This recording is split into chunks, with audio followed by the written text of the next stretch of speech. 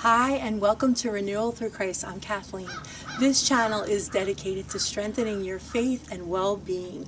Today we're talking about minimal clutter, and as you can see, I'm on my way to the donation center once again. So with that, today I want to give you 3 strategies that can help you minimize clutter and just reduce it overall in your home. Just for a moment, imagine, have you ever gone to someone's house and it's just very peaceful and calm feeling, and you're like, why is it so calm here? And it's just because it's just so clean and clear, and it just feels peaceful. So that's what we're trying to achieve here, not necessarily being a minimalist, maybe minimalish. And so that's what our aim is, just kind of reducing the clutter in our home, getting a more peaceful vibe, a peaceful environment for ourselves and our family. So the first thing I'd like you to do in order to achieve this is write down what you value. Write down the things or the possessions that you value the most. For me, it's very simple things like children's artwork or maybe some sentimental jewelry, things like that. So make a list of all the things that you value, that of your possessions. Okay, so once you do that, the second thing you'll want to do is write down a list of landmines. I call them landmines in your house, like places where it's super cluttery and you're just like, I have to deal with that. So next, that's what you want to do. You want to write down your landmines. For me, my landmines right now are, I have a space in my closet that's totally needing to be dealt with, and that's one landmine.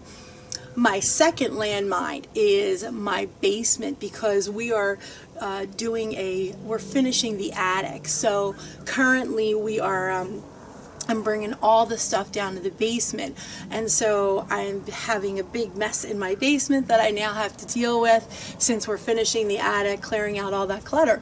So the the basement rather, it needs a lot of attention right now. So that's my second space. And then the third space that I would want to declutter would be my garage. So that would be my third space. So I'd write down those 3 things: the closet in my bedroom, the basement now, and then the garage. And so I would start with, which one do I prioritize? Well, to be honest with you, I can deal with the closet for now, but the basement, I love how it used to be really clean and clear, so I'd really like to get that back to the way it was. So that's what I'm going to be dealing with first, the basement. And so I've already started dealing with it a bit, and that's why I'm off to the donation center again today. So your next step, after you establish your landmines and which one you want to deal with first, second, third, and so on, the third step I would say is, so we had the fact that we were writing down everything that we value, and then we were writing down our landmines. And then I would say, go through the stuff, deal with that one space that bothers you the most, and when in doubt, throw it out. That's what I say. When in doubt, throw it out, okay? If you're stuck on something, I would say put it aside, think about it, come back to it later. Wait until you've definitely decided it's something you want to get rid of, and you will decide. You'll come to that determination. So you could even have a box and just put that stuff in a box, the stuff you're unsure of. Next, I just wanted to say one more thing about like kids' toys and things like that. When you think about it, little kids, they can have fun with simple things like a box. They don't need a ton of toys. Look at the things that they play with the most, the things that they love and really enjoy. Keep those and get rid of the other stuff. And for big kids, they value a lot of things like Legos, things like that, bigger kids that is. And so they don't need a ton of stuff or a ton of toys. In fact, I feel like too many toys for children can be absolutely overwhelming. They don't know what's there. It's just too much. And so I think when they have fewer things, they're going to enjoy those things even more.